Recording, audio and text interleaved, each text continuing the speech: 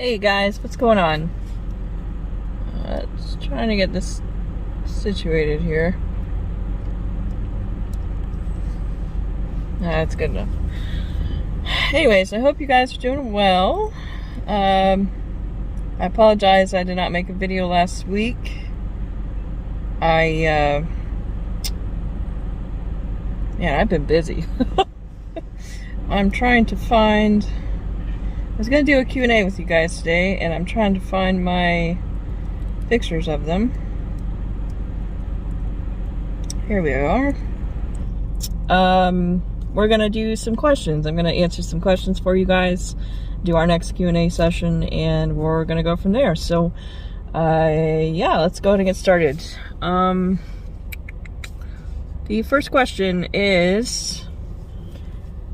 I was just wondering how often you run across a manual vehicle. Wondering how big of a limitation I'd be placing on myself by not knowing how to drive a manual, because it's a rare occurrence when I might not bother being trained on it. Okay, this is actually a really good question. I have driven 2 vehicles that were manual for Class A vehicles, and they were both with Synergy. It's not very often, but I think I've mentioned this before, that making yourself valuable in this industry is very important. You're going to get loads that the majority of people aren't going to be able to do. So that can keep you moving, essentially, while everybody else is sitting at the dispatcher office whining and complaining because they don't have, they don't have a load. Where's my load? I need a load. Why can't you give me a load? What's your problem, Bob? Just ranting and raving at the dispatcher's desk. You could be out driving. So I don't see them very often, but they are out there, and I think it's important, again, to make yourself as valuable as possible. If you have a way to learn how to drive a manual, especially 10-speed, because that seems to be the most common one that you're going to run into in this division, it is what it is. So I do recommend learning manual if you can. I think it's very important. Okay, next question. I was wondering if Horizon and Synergy give drivers any type of weekly or monthly pay statements that you could use as proof of income, or just the 1099 at the end of the year. I don't think they do. I have only gotten 1099s.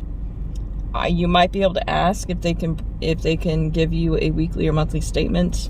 I don't personally ask them because I have everything under my business, and I have my own software that does all of that for me. I basically run this like an LLC, even though it's technically not an LLC, because eventually I want to make it an LLC, right? I pay myself out of what we make for the week. I pay myself the same amount every single week, okay?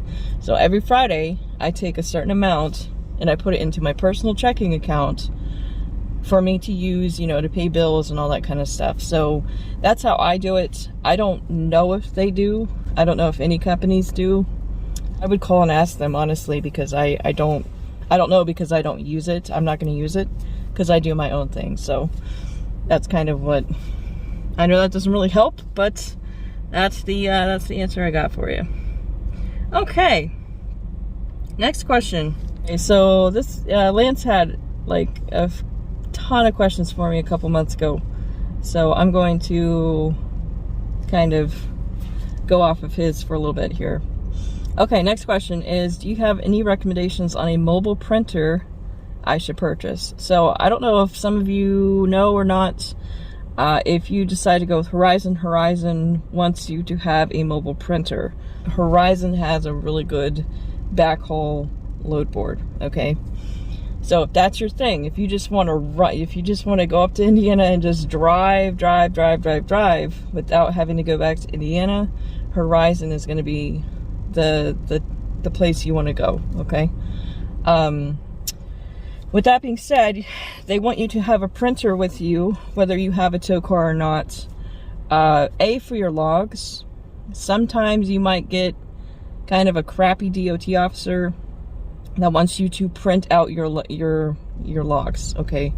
Horizon wants you to have keep dropping. Woo, blah, blah, blah. Horizon wants you to use the Keep Trucking app. It's an app you use on your phone or a tablet. And if they request, this is what I've heard, if they request to have a printout of your logs, you need to be able to provide that, or you can get a ticket. Okay. I've never been asked for printouts of my logs. I don't know if that's kind of like a common thing in the drive-away industry. I don't know. I know tow-away guys have to have a printer as well. But the main reason, one of the other important reasons to have it, is if you're doing backhauls, you need to be able to print out the paperwork. Okay, so make sure that you have one. So the printer, oh man, my printer is, I'm gonna mess this up, and if I do, I'm gonna put it somewhere on the video. My printer is the Canon Pixma, Pixaloo, I don't know. I think it's the Pixma TR50. I'll put it somewhere on the screen right here, okay? Now, this printer is expensive, okay? It's about 300 bucks on Amazon. It's not cheap, okay? But if you don't have a tow car, it's the perfect printer. It's mobile printing. You can print directly off of from your phone. It's small and it's very light, okay? It's very important if you don't have a tow car, because you're going to be lugging around your bag all over the country. You need something that's small and light, okay? Yes, it's $300, okay?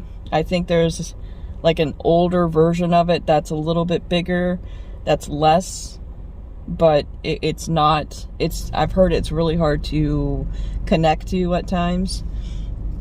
So yeah, that's the one I have. It's a great printer, fantastic. I love Canon. They've always worked really, really well for me. We're having like a postal service convention over here. I don't know what's going on right now. There's like 5 little postal service trucks over here. I don't know what's happening. Slightly terrified, but anyways, so yes, that is the one I recommend. Like I said, I'll put it, there's another one. This is very distracting. So I'll put the name of it somewhere around here, and I'll put a link in the description box below for you guys. It is the best printer, guys. I love that printer. I am planning on doing a what's in my travel bag. I'm planning on doing a video of that here in the next couple weeks, but for now, I will just put I'll just put the name somewhere for you guys. Second question that he asked was, they are requesting that I bring a fire extinguisher to orientation, but I will be arriving via plane. Do you need to purchase a fire extinguisher in town every time you pick up a load? I would assume these are already in the RV. Not having experienced a DOT inspection yet, I'm told having a fire extinguisher is also one of the requirements to pass it. Okay, here's the thing about fire extinguishers. If you have a tow car, you have to have a fire extinguisher in your tow car. Okay, it has to be mounted somewhere. It can't just be, you know, flopping around everywhere. It's got to be secured. Okay, it's just like tow-away. Tow-away, they have to have fire extinguishers too, okay? For your tow car. Now, if you don't have a tow car, the RVs have fire extinguishers already in them. So you don't have to worry about the fire extinguisher requirement, okay? That requirement is only for your tow car. Okay, so keep that in mind. Let's see. Easypass. I have one. Here's the thing about Easypass for tolls, okay? Here's the thing about Easypass that you guys need to understand.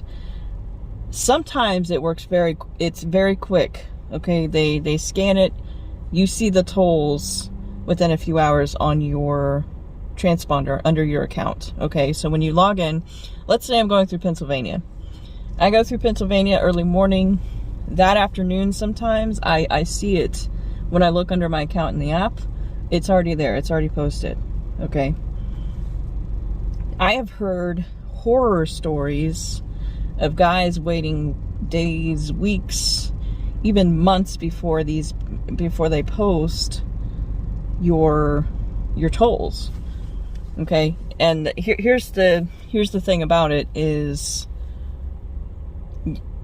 if you turn in your paperwork without your toll receipts, you're not going to get reimbursed for those. You have to turn everything in at once. Okay, it's all of it or none of it. Okay, so it's kind of tricky. I can't sit here and say I recommend Easypass, because it can take a while depending on which state you go in, especially just with COVID and everything happening. It's really, really hard to, they're so slammed with, you know, getting toll fees out to people and all that kind of stuff. So it's kind of a touchy subject. If I can pay cash, I'll pay cash. I won't bother with the Easypass. I don't really like to go to East Coast, or excuse me, the Northeast rather, so I try not to worry about it anyway. But I try to pay cash. I just assume to pay cash because I have the receipts right there with me. I scan them on my phone at the end of the night, and that's it. I'm good to go. So, use Easypass at your own risk. My phone keeps overheating, so we're gonna try this again. Okay, so he actually had another question for me. This one is actually a really good question. So the question is, how is TSA at the airport when you travel with your triangles and tire chains? Are they letting them through in a carry-on, or are you checking a luggage? I asked TSA and they basically said it is up to the discretion of the officer at the time if he or she views them as a concern. Just wondering what your experience has been so far. Okay, so when I go on a trip, when I'm taking an RV unit with wherever, I have two bags. I have a book bag that has my laptop, my electronics, like charging cables and all that kind of stuff. I have that as my carry-on. That is with me at all times. And then I have my checked bag. My checked bag has all of the equipment that I use for the towaway. It has my clothes, has my hygiene stuff like shampoo, like the larger bottles, that kind of stuff. So yes, I have two separate bags for when I travel, because I don't want to deal with TSA going through the check. Okay, my checked bag weighs 41 pounds, I think. It kind of varies depending on how long I'm going to be on the trip. It can go from anywhere to like 37 to about 41, 42 pounds. I put all of the equipment. I put my equipment, my clothes. I do take like a quilt with me in case the unit breaks down. I have something I can, keep warm with. If you plan on sleeping in the units, make sure you bring like a sheet and a blanket or something and a pillow. Don't use the bed. Please do not sleep on the bed if you're going to be sleeping in the units, because they will know and you will get deleased. Okay. I don't take tire chains with me. This has actually been another question that I've been getting. Horizon says that they require tire chains. They're in my tow car. I don't go to areas that have a chain requirement during the winter. I avoid those areas. I don't want to deal with it. I'm not going to be driving anyway. It's going to be a waste of my time. I don't like to waste time, right? These companies don't want you to drive during that kind of weather anyway, but they just want to make sure that you can pass a DOT inspection if you get one. I'll actually put them in the link below. I bought a set. It comes in like this nice little carry case, very lightweight. They're for cars. Again, they don't want you to have like the big Whammer 50-pound a piece tire chains that semi-truck drivers. I've had those. Those things are a pain in the butt to put on. Okay, I've done my time with chains. I'm not doing it anymore. So nope, sorry. You chain once. That's all you gotta do is chain once on the side of the road when it's -4 million degrees outside, you'll learn really quick you don't want a chain. Yeah, I will put a link in the description below of the small box of chains that I got. There's 2 of them in there. They're very lightweight, pretty compact considering. If you guys are interested, if you do want to have chains, if you drive in those areas or anything like that, I will put a link in the below. But yes, to answer the question, I put all of my equipment in my checked bag, and then I take a carry-on with like chargers, my laptop, my paperwork, and my plates. So like all of the requirements that, you know, the placards, the plates, the permits, all that important documentation from Horizon that they give you, that's in my bag for my carry-on. All of my equipment, my tools, all of that stuff goes into my my checked bag, okay? And I take a rolling duffel. I got it at Walmart for like, I don't know, 30 bucks maybe. But like I said, I will be doing a video on that bag, both bags actually. I'll be doing a video of both those bags probably in the next couple weeks, so. Okay, let's see. Next question. Do you need a bond account for each company? Yes. Each company requires a separate bond account. I know Horizon, if you don't pay it up front, they have an option that they will take 10% out of each assignment until you reach the $1,500 mark. Synergy has a similar option, except they only take 7% out from each load that you take. Next question. With the companies you are working for, are you working as an employee or did you start your own business to be hired as a contractor? So when you do this line of work, you are contracted on, so you're 1099. I put all of these under I started a little sole prop business, and I put all of this under that just to kind of keep everything. Eventually I want to do an LLC, so this is just kind of like a practice run, so to speak, just so I can kind of get into the groove of it before I actually go out and do it. But yes, you are 1099 with these companies. Okay, answered that one. Oh wow. Okay, next question. Are you using a fuel savings card like EFS? This is the way to do it this way. Okay, this is the way I do it.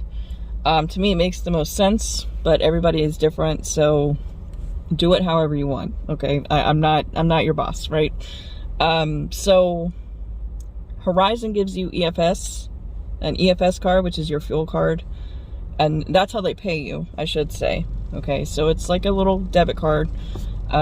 They put your money on that card, and then you can transfer the money out into a separate account, or you can use it, you know, whatever you want to do.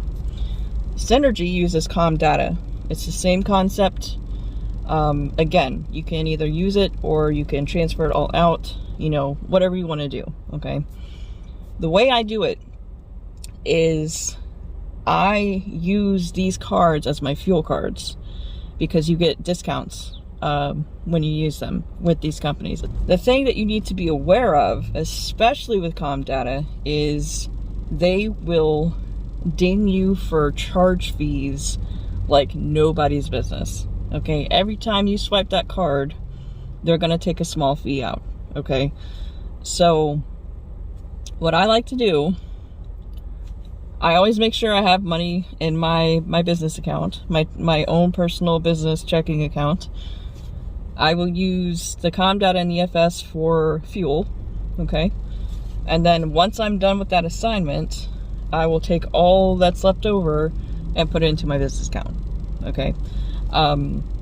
People do it differently. Some people just wipe the account, put it all in their business, run everything out of their business account. Some people keep it all on the ComData or the EFS card and then pay themselves, you know, like a payroll system. It's totally up to you. But just be aware that there are fees every time you swipe those cards, okay?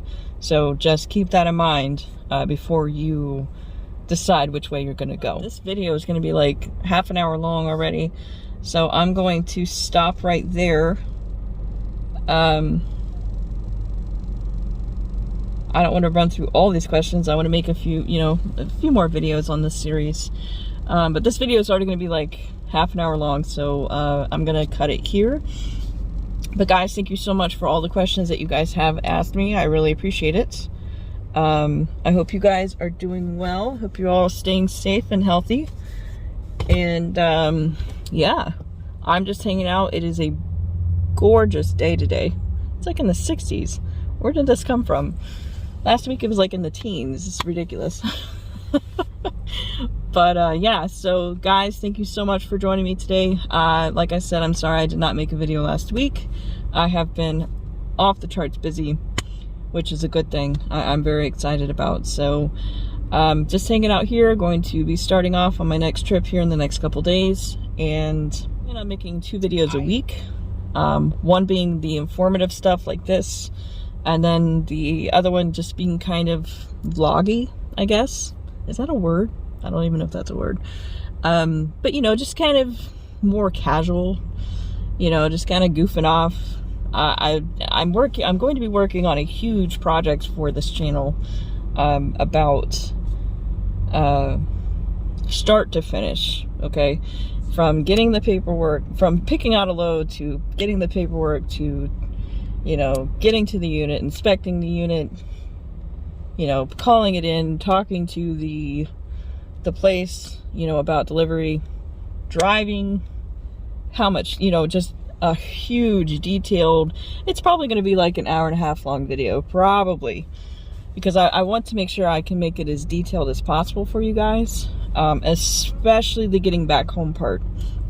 I'm still having a lot of questions from people about getting back home, like how do you do it without like blowing all your money. So I want to make sure that I help you guys out, you know, as much as possible when it comes to that. You know, that seems to be the biggest concern, which is very valid, because it's going to make you or break you the most in this industry, especially this division. Okay, so I will be making that video. That's going to be a pretty big project. I'm gonna try and find a nice long trip, you know, so we can like just really dive in and, you know, figure out the numbers and stuff like that. But hopefully in the next month or so I'll have something up for you guys going over that. So anyways, I just wanted to say thank you guys so much for joining me.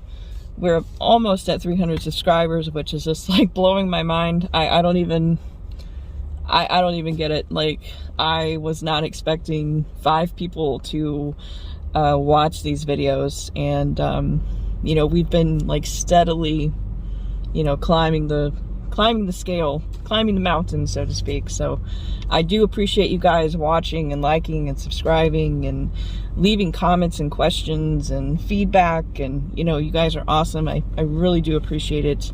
It's really helped me kind of direct the channel the way I think it needs to go, based on the feedback that I've gotten from you guys. So I do appreciate it. I hope you guys are all doing well. I hope you guys survived the apocalyptic winter that's been happening like the last 3 weeks. This is crazy. But anyways, thank you guys. I appreciate it. Please like, comment, share, subscribe, all that good YouTube-y stuff. And I will see you guys next week.